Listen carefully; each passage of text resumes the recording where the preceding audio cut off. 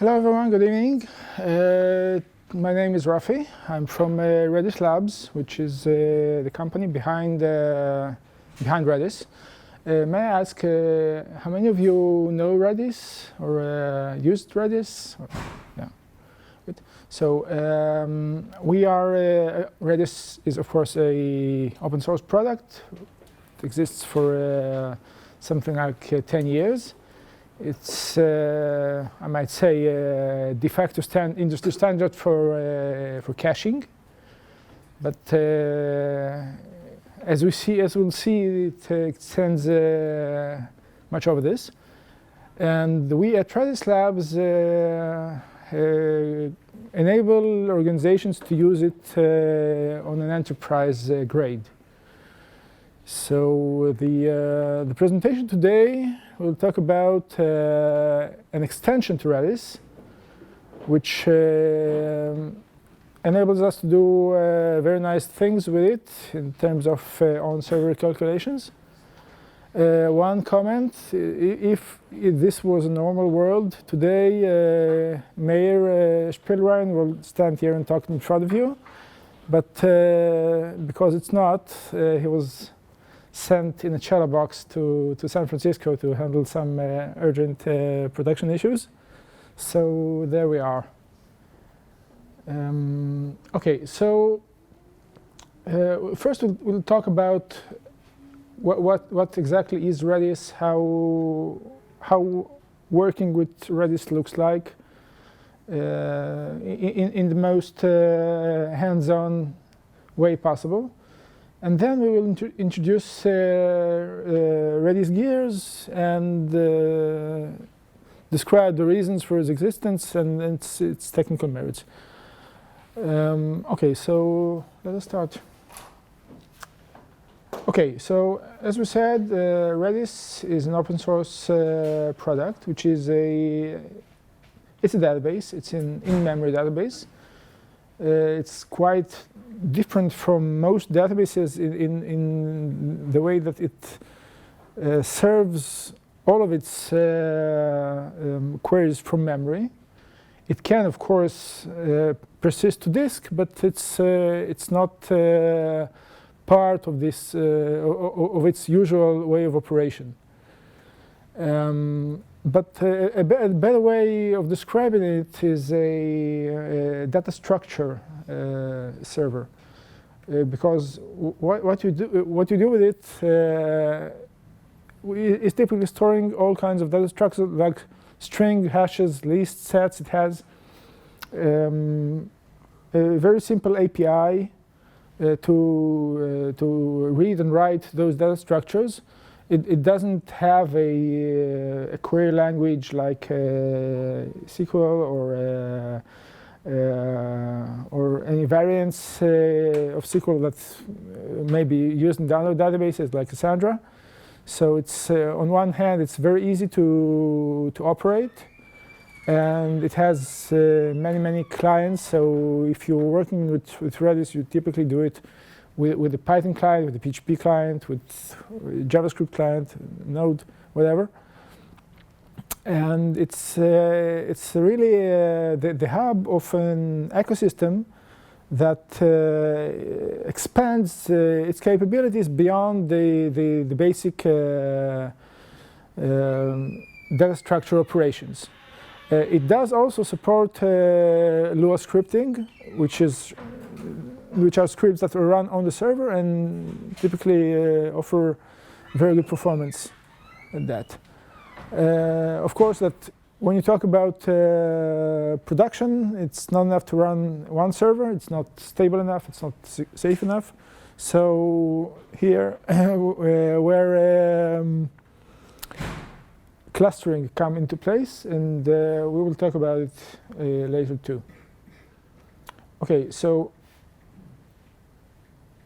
basically, when people talk about Redis, the first thing that comes to mind is speed.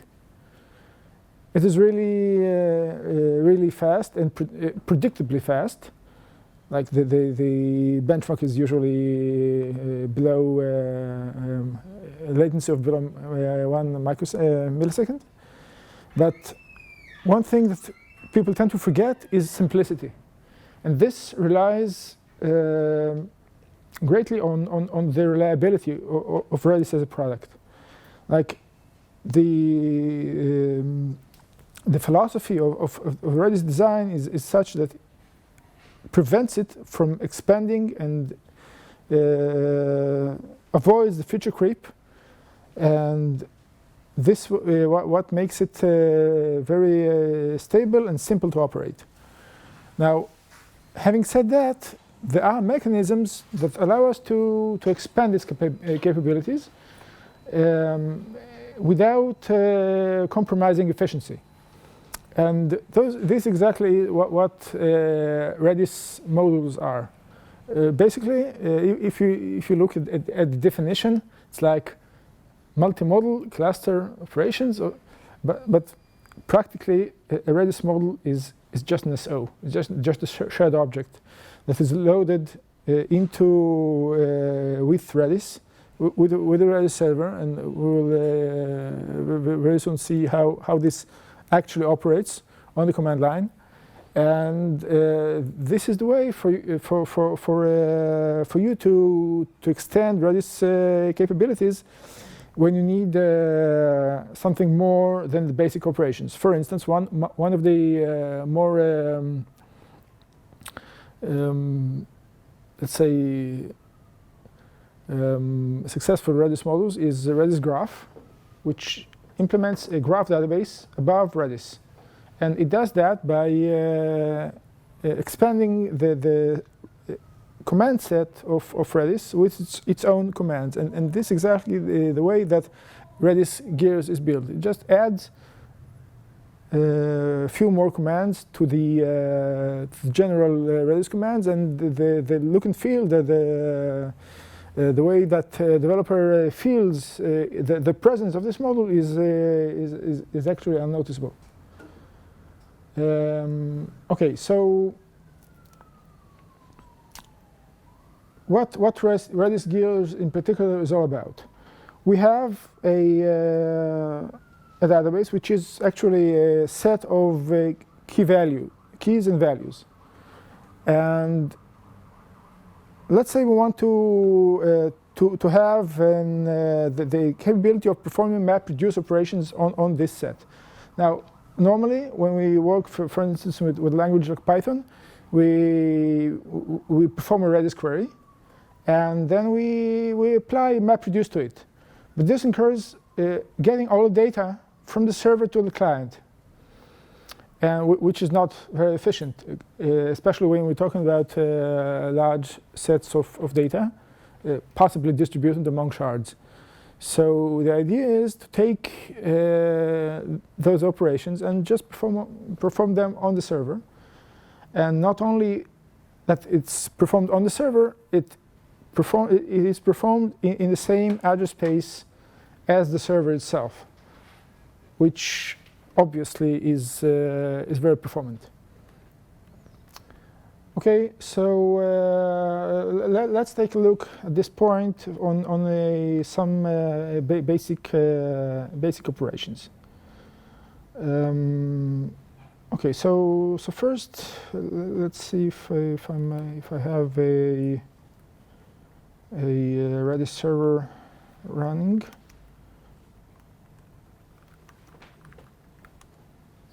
Okay, there is. So let me just stop it and start from scratch.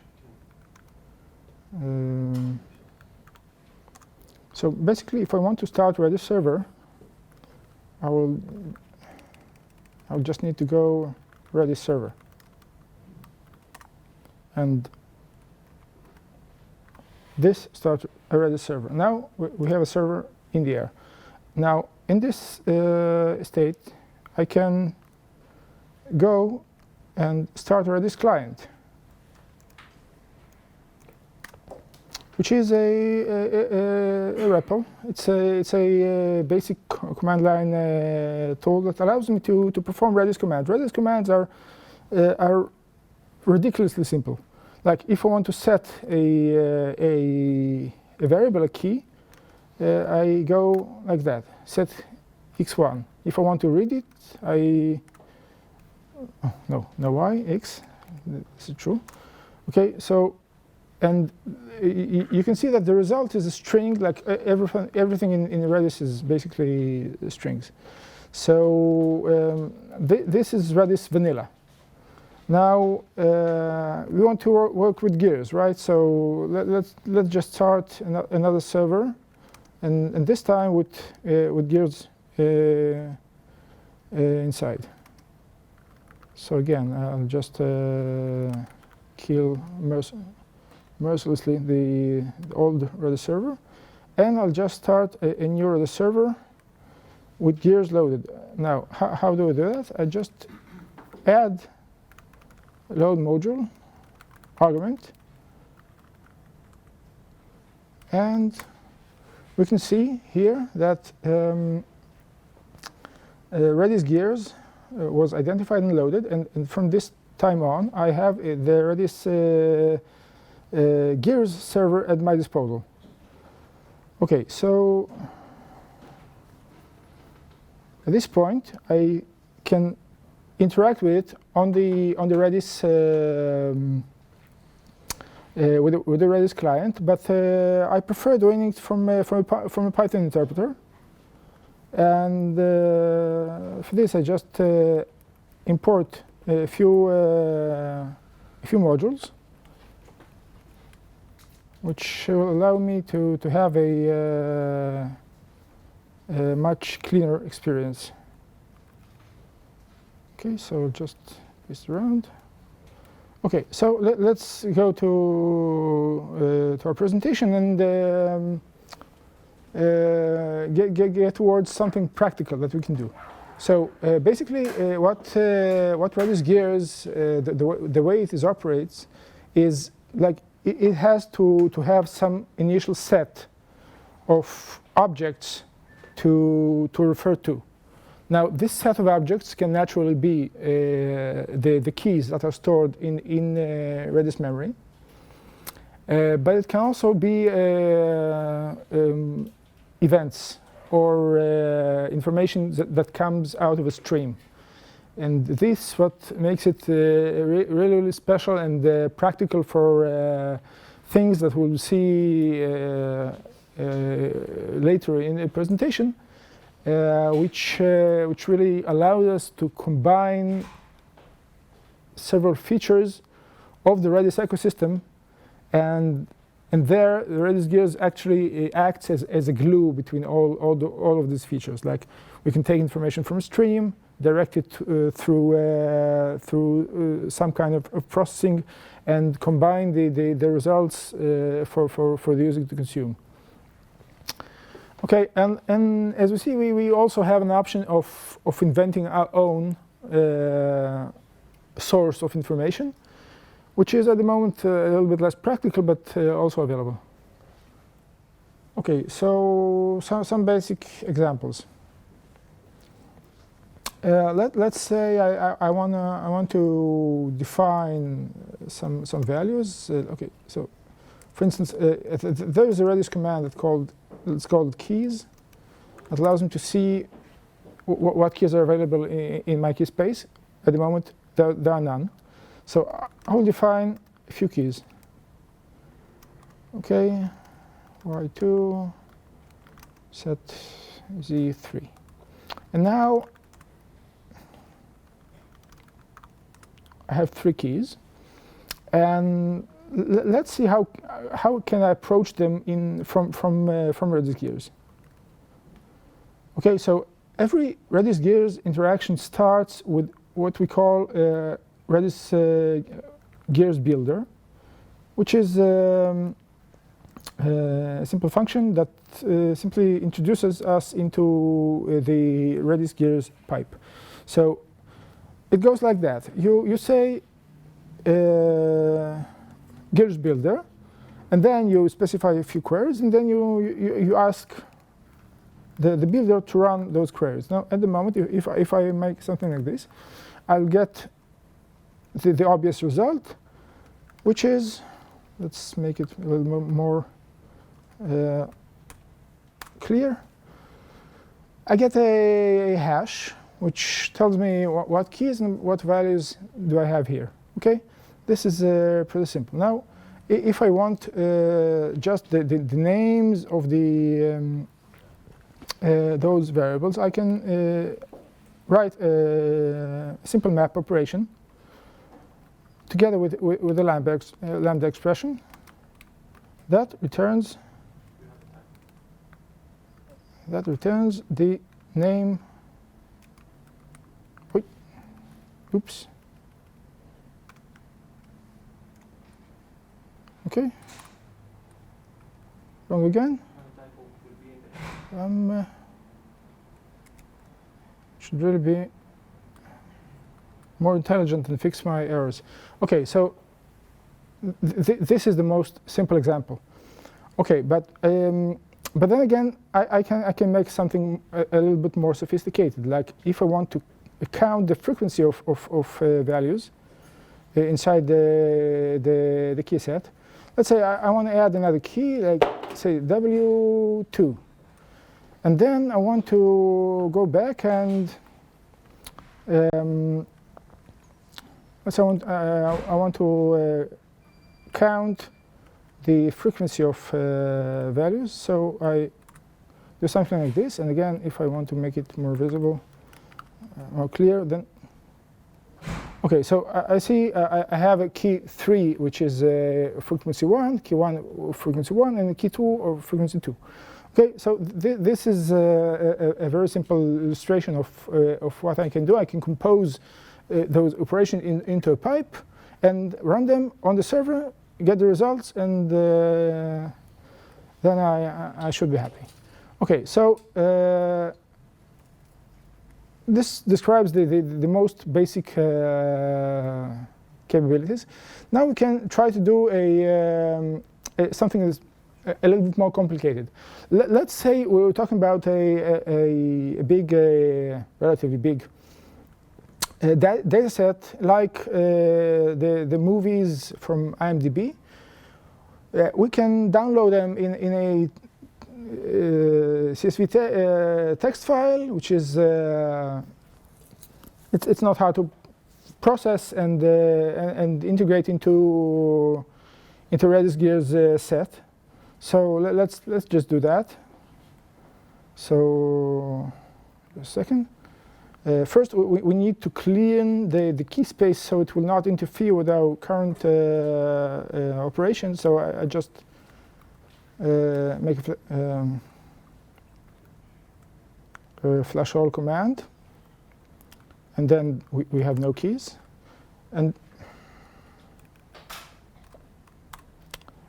And now I'll just upload the movie database into Redis. It'll take a second. Okay, so now if I go and check what keys are available, I will see this one. So quite a lot of keys. And let's examine them with RedisGears. Like I will make a simple operation. Like I would like to say Gears Builder and run, but if I do that, I get an awful lot of records. So I just limit. This is another useful feature of one of the available operations. I can limit it to 10. Okay, maybe I need just limit it to 1 because it's way too much and we cannot see what's going on.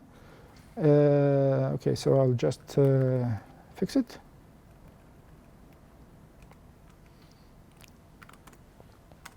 Okay, this is how a movie record looks like. And what we would like to do is to take the genre and try to count how many movies are there in each genre. So let's say how can we do that? For first, let's notice that in this situation here, we look at the full key and value record that is returned by Redis. But maybe we need something that is much more simple. Maybe we just want the key name. Okay, so there's a way to do that. And the way to do that is simply by initializing the gear builder with a string with the parameter keys only reader, and this will only give us the name of the movie, or the code name of the movie. At this point, we can go and get the genre of the movie and present this request to RedisGears.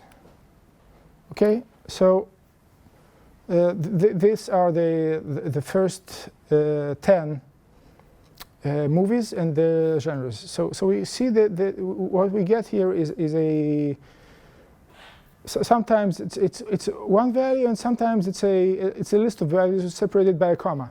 Okay, so we need to to separate it somehow, and what we will do is just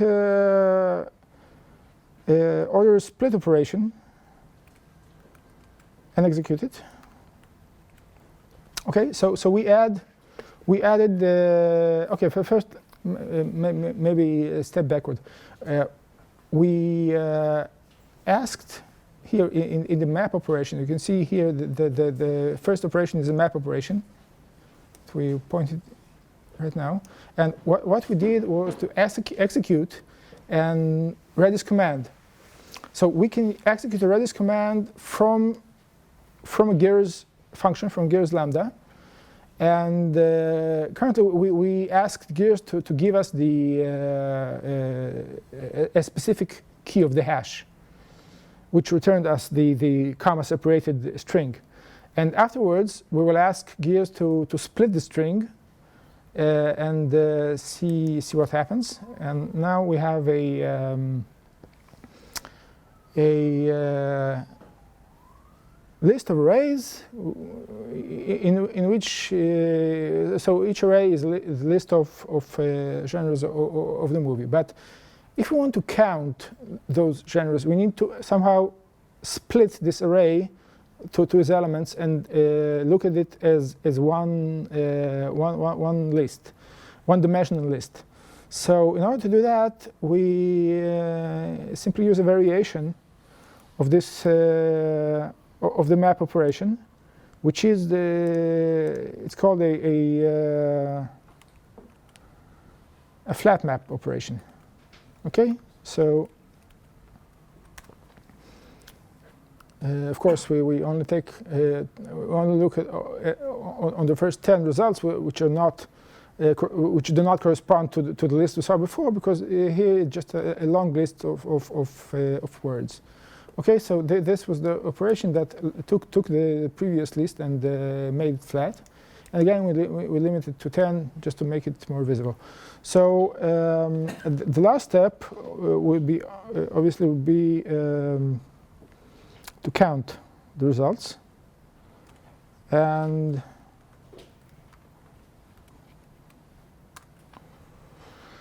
now we get the final results, which are number of genres in number of movie in every category.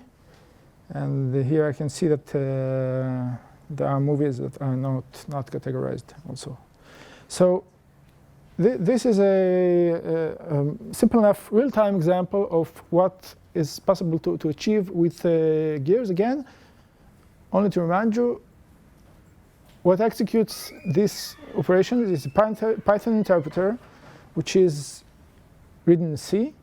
It's embedded into RedisGears, which is a shadow object, which is loaded into the Redis server process into its own address space. So it really executes in the most efficient way possible. It's way more efficient than transmitting those values over the network and doing that on the client side. Okay, so back to our little presentation. Okay, so one word about clustering. We talk in Redis about clusters of two kinds. Like first, there is a cluster that exists to enable redundancy. Like we have a master server and passive servers, which are passively like they are waiting to become the master server if the master fails. They are mostly in the open source versions of Redis read-only, can only make read operations, while the master server does reads and writes. However, there's another kind of clustering, which is the purpose of it is sharding. Now, I don't remember if I mentioned before. Redis is single-threaded, so it's two contributes to its efficiency and simplicity. But when you need to have more parallel processing, you naturally go into a sharded solution that you run several Redis processes, each of which is single-threaded, and it shards the data according to a simple mechanism that sorts keys into slots, and each of the shards takes care of specific slots. Okay, having said that, when regarding RedisGears, there will be some considerations that require attention in order for the whole operation to be possible. Like we need to know how to aggregate results and how to arrange records, which are the result of RedisGear processing, into the same shards in order for the results to be accurate. Okay, so as we can see, if we have sharded our values in the following manner, like we have the keys 1 to 3 on a single shard, and the next keys on the next shard, and we want to execute a gears operation that reads the values, and that's how we interested in measuring frequency here. So if we just measure frequency on each shard and combine the results, we'll get nonsense. So we first need to group the records according to their values, and this is done in a similar manner to the way that Gears shards, Redis shards other keys. And once the keys the records are reshuffled, we can do the count operation on each shard, and like we see here. And then we combine the results into the node, into the shard that we code initiator, which was the node that initiated the query, and it merely aggregates the results into a single set. And this is what happens here. So this is already been taken care of by Gears. Now, we mentioned earlier that we always start the Gears processing with a set of information, set of keys, or so those keys can come from the key set of inside Redis memory, but they also can come from events. Like for instance, we can take the event of creating a key. Like if I go and let's demonstrate it. Let's go back here, and here I just flush our keys, and then I'll just prepare those few commands in order to demonstrate, and we'll just go over it and see what's going on there. Okay, so basically,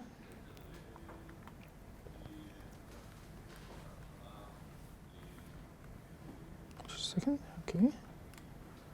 What we're going to do is, again, we start with Gears Builder, and then what we would like to do is to take a special key, which is called all keys, and try to enlist every key that is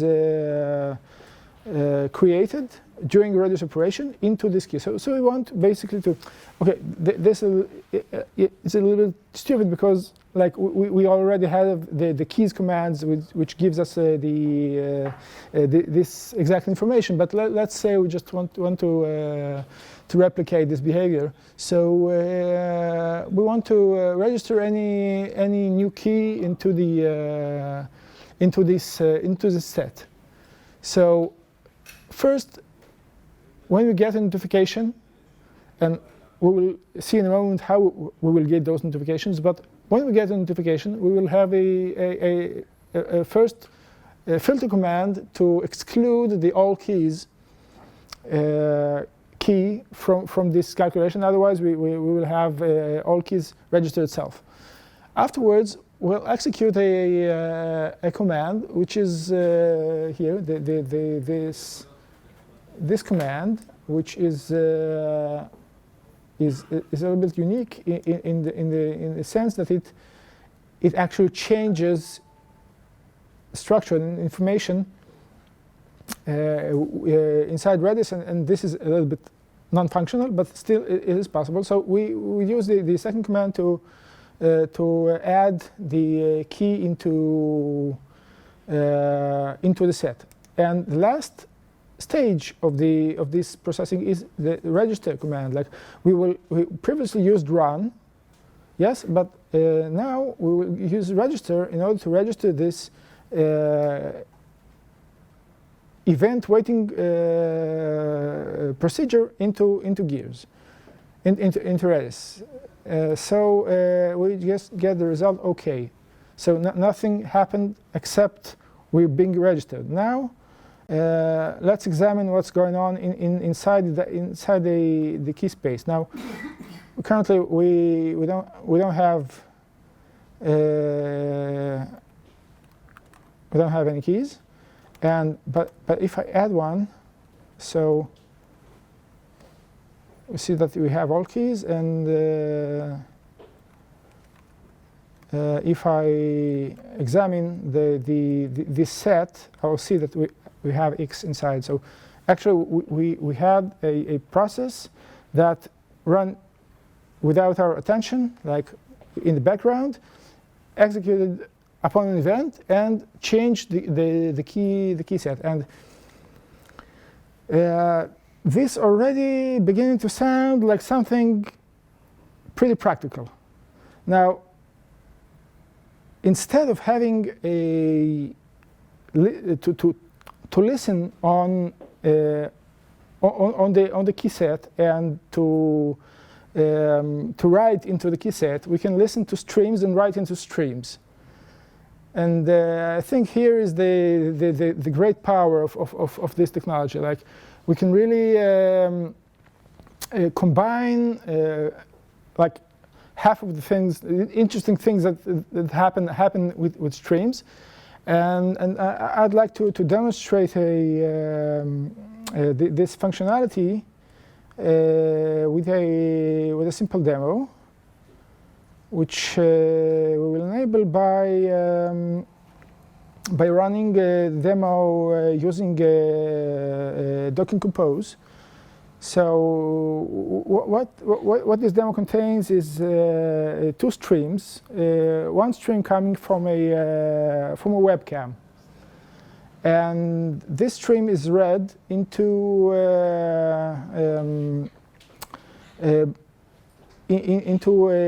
Gears operations that use a module that is called Redis AI, which we'll talk about it in a second. And Redis AI actually gives us the capability of running TensorFlow or PyTorch or Onyx models inside on information that is available to Gears without going anywhere else. So again, this is a very, very efficient tool. And Gears allowed us to combine it with another tools that are available to us. So let's run the document compose. And I'll just run the camera operation. And what we'll see here is that, a second.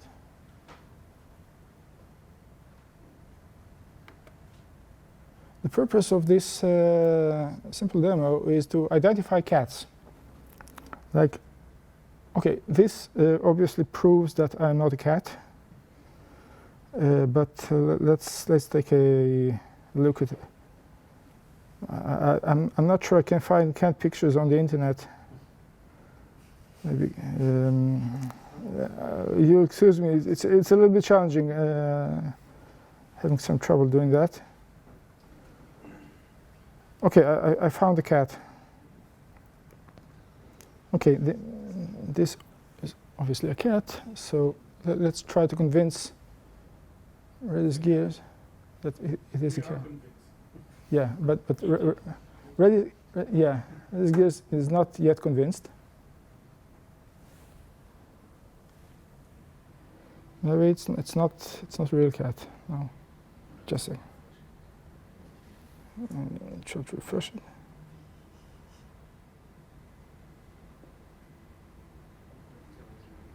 It's playing a little hard to get. Okay.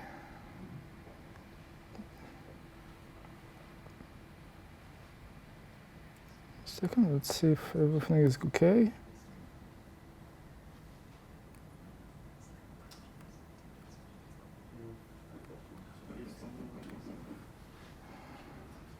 So let's try a different cat. Maybe it's not. You can never know. Another cat.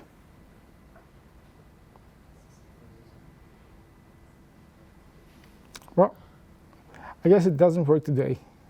So let's leave it at that. And believe me that the promised result of this demo was to have Redis AI identify the cat, and we will all be happy. And yeah, so another word about this the Redis AI functionality. Like it's a Redis module, again, like Gears and Graph and Search, which is it's more tightly integrated into Gears because Gears knows how to work with it, and it has special operations that enable us to make the AI operations like running a model and then testing against the model more simple. This is the demo that I'm trying to show you is available on GitHub. All links will be sent together with the presentation. And if anyone wants to browse through the code, it's really not complicated. It's basically what it does is provide a frame to Redis AI, having this frame analyzed by Redis AI, and the output should be a name of an animal. The name of an animal is then added into another stream which is analyzed by gears, and this analysis controls whether the photo that was transmitted in the first place is presented on the website. So it's like it's not a little operation, and it's programmable with what looks like not a lot of source code. Okay, so any questions? Is it free? Completely. Free is free beer. Okay. So a lot of the demoing we saw in the beginning with the Gears builder Yep. seems like something I would have done in NoSQL before, which would have usually come with the disadvantage that blocks if it's a long-running query. How is that with RedisGears? Is there a way to run, for example, retrieval requests async or something? Yeah.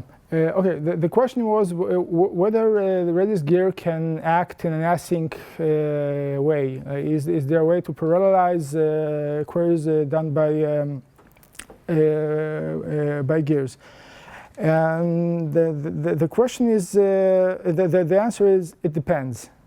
It depends on some factors like the ability to parallelize Python processings is a bit limited at the moment, and it mainly has to do whether whether it involves handling a shared state between operations. As far as Redis itself is concerned, Redis is obviously single-threaded, so it cannot do much beyond the capabilities of Redis. But afterwards, after we've got the result from Redis, we can do parallel work. The problem is that you can invoke Redis anytime inside the query chain. So if your query chain is purely functional, then I guess the parallelization is on, and if it's not, then it's not. Okay. Yeah. What is the added value of Redis AI and compared with similar tool doing similar things? Okay, I'll repeat the question. What is the added value of Redis AI in comparison to other? Like first, there are infinite number of tools. Like we cannot really compare Redis AI to everything out there. And actually, Redis AI is based on, like, it stands on the shoulders of giants. Like we just enable TensorFlow, PyTorch, and other AI libraries. The advantage here is if your information sits within Redis, it's an instant operation.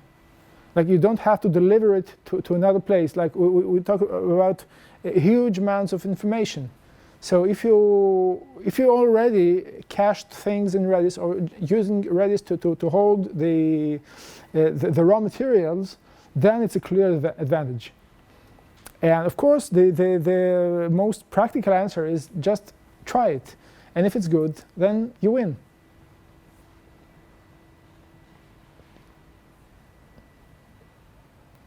Okay, another question, and the last one.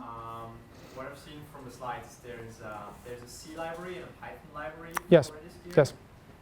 Is whatever underlying protocol is being used, is it simple enough to implement my own client library for a different language? Yes.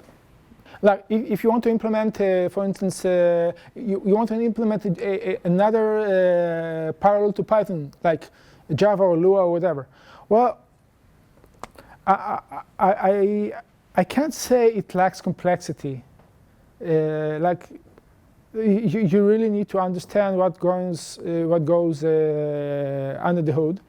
Like we plan for Java gear, and we also I'm not sure I'm allowed to make spoilers here, but there is a fundamental problem in running gears in shared environments, like in the cloud, and we have some answers coming to address those problems. Of course, that if you're running it in an enterprise environment, so this is not a big concern. So I wouldn't say that this is impossible, and of course we will support it.